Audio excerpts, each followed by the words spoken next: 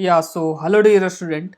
तो आज के लेक्चर में मैं क्या करूँगा, जो डायमेंशनल एनालिसिस था उसका मैंने आपको बताया था कि इसका 3 एप्लीकेशन होता है, तो 2 तो हो चुका है, तो आज हम लोग तीसरा देखेंगे। Okay, that is to derive a relationship between different physical quantities, कि डिफरेंट फिजिकल क्वांटिटीज़ के बीच हम लोग रिलेशनशिप कैसे लाते हैं। ठीक है, तो ये जस्ट आपका एग्जाम्पल्स से क्लियर हो जाएगा। मैं कुछ एग्जाम्पल्स करूँगा, उससे क्लियर हो जाएगा कि हम लोग कैसे रिलेशनशिप लाते हैं। ओके, तो जो सबसे पहला एग्जाम्पल है वो आप देखो। Obtain an expression for the centripetal force f acting on a particle of mass m moving with velocity v in a circle of radius r, take dimensionless constant k equal to 1। Okay, तो dear student आप यहाँ देखो, एक centripetal force है जो कि आपका किस पे डिपेंड कर रहा है, मास पे, और किस पे डिपेंड करेगा, वेलोसिटी और रेडियस। इन तीन फिजिकल क्वांटिटी पे आपका फोर्स डिपेंड करेगा, सेंट्रीपिटल फोर्स। तो कैसे डिपेंड करेगा ये तो हमें फिलहाल पता नहीं है, तो आप क्या करो, जस्ट एज्यूम कर लो कि आपका ऐसे कुछ होता है, F equal to k m to the power, mass पे डिपेंड कर रहा है तो m to the power a, उसके बाद क्या है वेलोसिटी, तो v to the power b, और रेडियस तो radius to the power c। ऐसे आप जस्ट एज्यूम कर लो कि ऐसा कुछ रिलेशनशिप है। मैंने k यहाँ क्यों लिया, देखो कोई भी फिजिकल क्वांटिटी किसी पे डिपेंड करता है। मैं बोलूँ कि कोई फिजिकल क्वांटिटी q किसी डिफरेंट फिजिकल क्वांटिटी पे डिपेंड कर रहा है, तो आप जब भी रिलेशनशिप लिखोगे ऐसा, तो आप एक कांस्टेंट कोई ले लेना। ठीक है, वो आपका प्रॉपर तरीका होगा। जैसे एक एग्जांपल मैं आपको दूं, तो मैं बोलूं कि आपका एरिया ऑफ सर्कल डिपेंड करता है रेडियस पे। Okay, area of circle depend करता है रेडियस पे। तो कैसे डिपेंड करता है अभी आपको ये पता नहीं है, जस्ट एज्यूम कर लो बस कि अभी आपको पता नहीं है एरिया ऑफ सर्कल क्या होता है। तो मैंने आपको बोला कि एरिया ऑफ सर्कल डिपेंड कर रहा है रेडियस पे, तो आप direct a equal to r to the power some a मान लेते हैं a है, ऐसे आप नहीं लिख सकते हो। ठीक है, डायरेक्ट मैंने बोला रेडियस पे डिपेंड कर रहा है, तो हो सकता है कांस्टेंट वहाँ पे हो, कांस्टेंट भी रह सकता है। ठीक है, उसके बारे में जानकारी नहीं होती है, इसलिए आप एक कोई कांस्टेंट ले लेना। जैसे एरिया ऑफ सर्कल एक्चुअली क्या होता है, पाई आर स्क्वायर, है कि नहीं।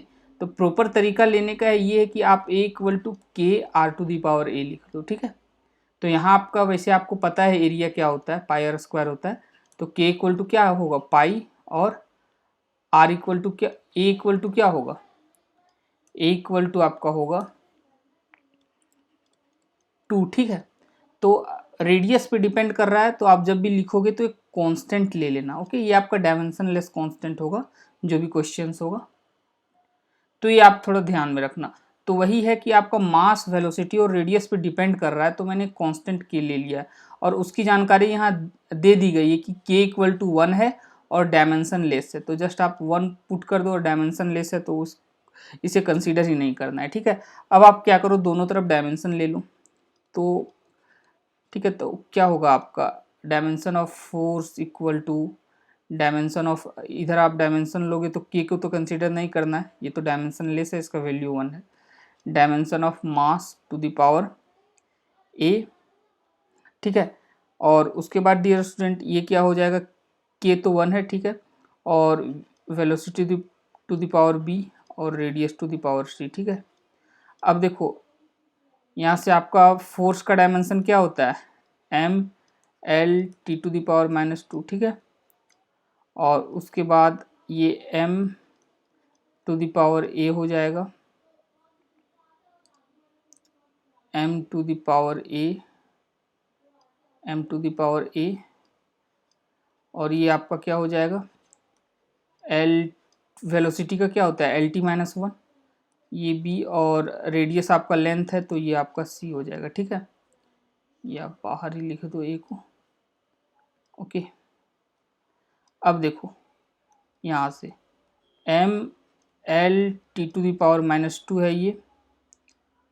अब देखो यहाँ से m पे पावर क्या आ रहा है, a, और आपका l पे पावर क्या आ रहा है, l पे पावर b प्लस सी आ रहा है, यहाँ से b और यहाँ से c, और t पे पावर क्या आएगा, -b आएगा। ठीक है, और जस्ट आप डायमेंशन को कंपेयर कर लो, मतलब पावर को आप कंपेयर कर लो।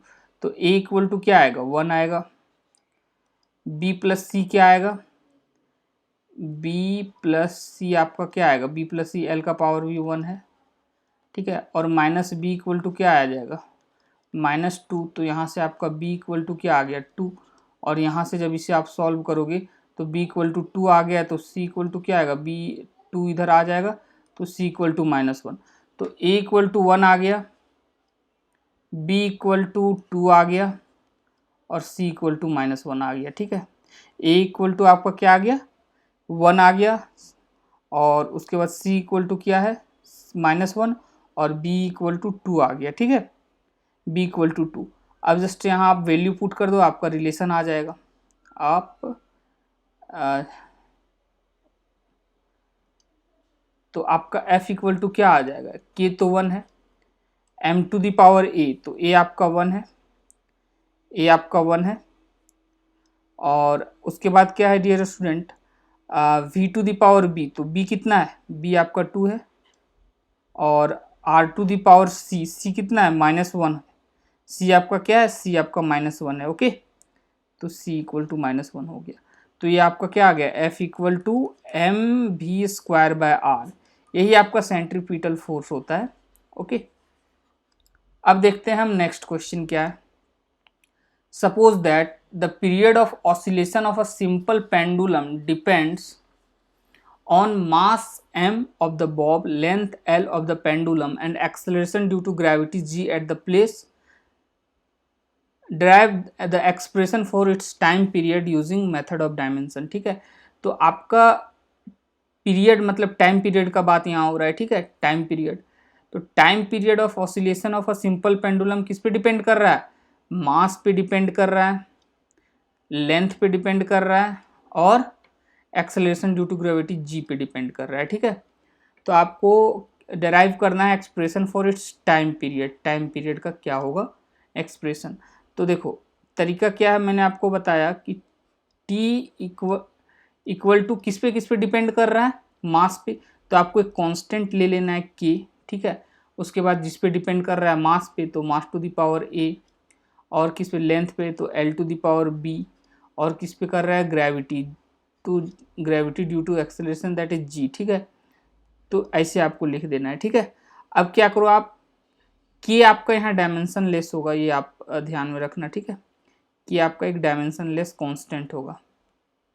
तो अब यदि मैं दोनों तरफ डायमेंशन ले लेता हूँ, दोनों फिजिकल दोनों साइड का डायमेंशन में लिखता हूँ, तो ये के तो डायमेंशन लेस है, इसे मैं तो कंसिडर नहीं करूँगा, ठीक है। अब क्या है मास, m का डायमेंशन जो भी होगा मास का, l का डायमेंशन और g का डायमेंशन, ऐसे आपको लिखना है। तो ये क्या हो जाएगा डियर स्टूडेंट, यहाँ से आप देखो m, तो m to the power a, m to the power, यह डायमेंशन ऑफ m, मास क्या होगा कैपिटल M, और यहाँ पे a है, लेंथ का कैपिटल L, यहाँ पे b है, और ये एक्सेलरेशन ड्यू टू ग्रेविटी है, तो क्या होता है एक्सेलरेशन का L t to the power -2 to the power c। अब यहाँ से आप देखो क्या लिख पाओगे, dimension of time period equal to mass, तो m to the power a होगा, ठीक है, l टू द पावर क्या होगा, यहाँ से b यहाँ से c, तो b l to the power b plus c, ठीक है, l to the power b plus c, और b प्लस c है ये, और t पे पावर क्या होगा, t पे पावर -2c होगा, ठीक है, t पे पावर -2c होगा। अब देखो आप पावर को कंपेयर कर दो, तो इधर आपका m का टर्म नहीं है, तो m टू द पावर 0 है, तो a इक्वल टू क्या हो जाएगा 0 हो जाएगा, a इक्वल टू 0 हो जाएगा। अब देखो b प्लस सी क्या होगा, ये भी 0 हो जाएगा, ठीक है, और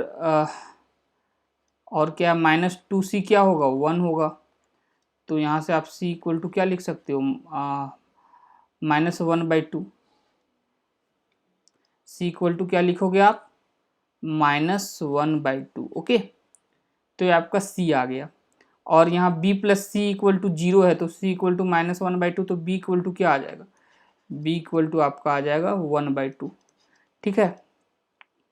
तो आपका a equal to 0, c equal to -1/2 और बी इक्वल टू 1/2। ठीक है, तो आप जस्ट यहाँ लिख दो क्या होगा, टी इक्वल टू, तो टी इक्वल टू आपका क्या हो जाएगा,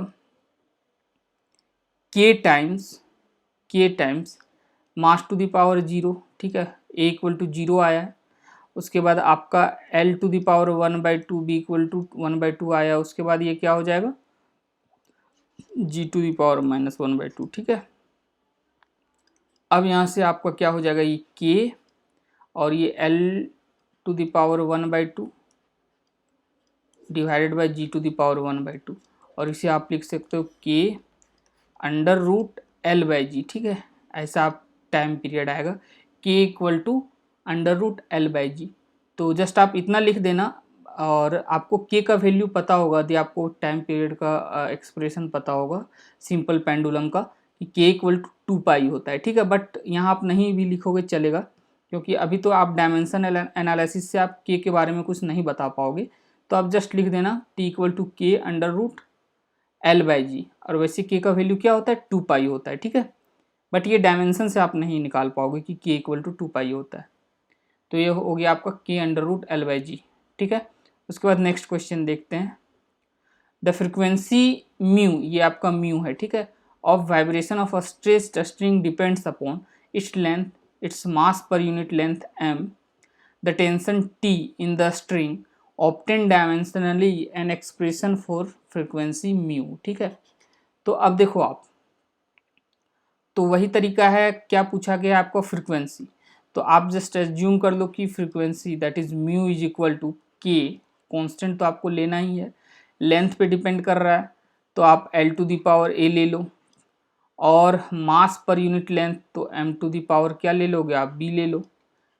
ये m क्या है, मास नहीं है बल्कि मास पर यूनिट लेंथ है। ठीक है, और t to the power c ले लो। t क्या आपका, ये टेंशन है, t टाइम से आप कंफ्यूज मत कर जाना। ठीक है, ये टेंशन है, और टेंशन एक तरह का फोर्स होता है। ठीक है, टेंशन आपका क्या होता है, मैं लिख देता हूँ, टेंशन आपका फोर्स होता है, किसी भी स्ट्रिंग के अलोंग ये एक्ट करता है, तो ये आपका क्या है, एक तरह का फोर्स होता है, ये आप ध्यान में रखना। ठीक है, तो अब देखो, अब दोनों तरफ वही करो कि आप डायमेंशन ले लो, तो क्या होगा, ये इक्वल टू, ये आपका तो कि आपको कांस्टेंट है, ये तो आपका डायमेंशन लेस होगा। ठीक है, अब देखो L dimension of L to the power A, dimension of M to the power B, and dimension of tension, ये T टेंशन है, दैट इज फोर्स। ओके, अब देखो आप, ये म्यू आपका क्या है, फ्रीक्वेंसी, फ्रीक्वेंसी क्या होता है, 1 by time period, that is, तो इसका डायमेंशन क्या हो जाएगा, टी इनवर्स। फ्रीक्वेंसी आपका क्या होता है, 1 by time period, that is 1/t, तो टाइम का कैपिटल टी होता है, तो टी ऊपर जाके टी इनवर्स हो जाएगा। ठीक है, लेंथ है तो ये तो कैपिटल एल होगा। ये आपका एम क्या है, मास पर यूनिट लेंथ है, that is mass divided by length है। ठीक है, ये आपका क्या है, मास डिवाइडेड बाय लेंथ है। ओके, तो ये आपका क्या हो जाएगा, m l to the power -1 यहाँ बी, और ये टेंशन है आपका, मतलब फोर्स है, तो फोर्स का क्या होता है, M L T to the power -2 to the power c. ठीक है, ओके, अब आप देखो यहाँ से क्या लिख सकते हो आप, टी इनवर्स इक्वल टू, अब एम का यहाँ देखो क्या आता है पावर, यहाँ से बी आएगा और यहाँ से सी आएगा, तो ये हो गया बी प्लस सी। ठीक है, अब देखो एल का पावर क्या आता है, यहाँ से ए, यहाँ से -b, और यहाँ से सी, ए -b प्लस सी। ठीक है, और टी पे पावर क्या आता है, टी यहाँ बस -2c हो जाएगा टी पे। ठीक है, अब आप क्या करो, आप कंपेयर कर दो। ठीक है, तो b प्लस सी क्या होगा, 0 होगा, b प्लस सी 0 होगा, a माइनस बी प्लस सी क्या होगा, ये भी 0 होगा, और -2c क्या होगा, 1 होगा, क्योंकि LHS side m to the power 0 है और l टू दी पावर 0 है। ठीक है, m और l का टर्म है ही नहीं, तो अब जस्ट मैं यहाँ लिख देता हूँ, b प्लस सी क्या है आपका, b प्लस सी 0 होगा, यहाँ से देखो आप, बी प्लस सी 0 होगा, ठीक है। उसके बाद और क्या रिलेशन आएगा आपका, ए माइनस बी प्लस सी, ये भी 0 होगा, यहाँ देखो आप, ठीक है, ए माइनस बी प्लस सी ये भी 0 होगा। और क्या बचा आपका, माइनस 2c, ये आपका क्या आएगा, -1 आएगा, यहाँ देखो आप -2c, ठीक है। और इधर क्या -1, तो तो यहाँ से आपका तो c क्लियर है कि 1/2 होगा, ओके। c 1/2 हो गया, तो यहाँ से ये क्लियर हो गया आपका कि b क्या होगा, -1/2 होगा। अब यहाँ से आपका क्या आ जाएगा, यहाँ से आपका b पता है आपको, दैट इज -1/2, तो माइनस माइनस यहाँ प्लस हो जाएगा, c भी आपका 1/2 इक्वल टू 0, तो यहाँ से आपका a इक्वल टू -1 आ जाएगा, a इक्वल टू क्या आ जाएगा, -1, b equal to -1/2, c equal to 1/2, ठीक है। अब क्या करो, जस्ट a b c का वैल्यू पुट कर दो आप यहाँ पे आप a b c का वैल्यू पुट कर दो, आपका आ जाएगा एक्सप्रेशन फॉर फ्रीक्वेंसी। तो आपका क्या आएगा, frequency is equal to k L to the power a है, ए क्या आपका आया -1, मास पर unit length to the power क्या है, बी है, और बी आपका क्या आया, -1/2। और क्या बच गया, या टेंशन पे पावर क्या होगा, सी क्या आया 1/2। तो आप इसे क्या लिख सकते हो, K/L अंडर रूट मास पर unit length divided by t, ठीक है। मास पर यूनिट लेंथ, नहीं ये m नीचे जाएगा एक्चुअली, ये आपका T divided by tension divided by mass पर यूनिट लेंथ, तो यही आपका एक्सप्रेशन आएगा डियर स्टूडेंट, ओके। तो आज के लिए इतना ही, फिर मिलेंगे नेक्स्ट लेक्चर में, या सो बाय एवरीवन।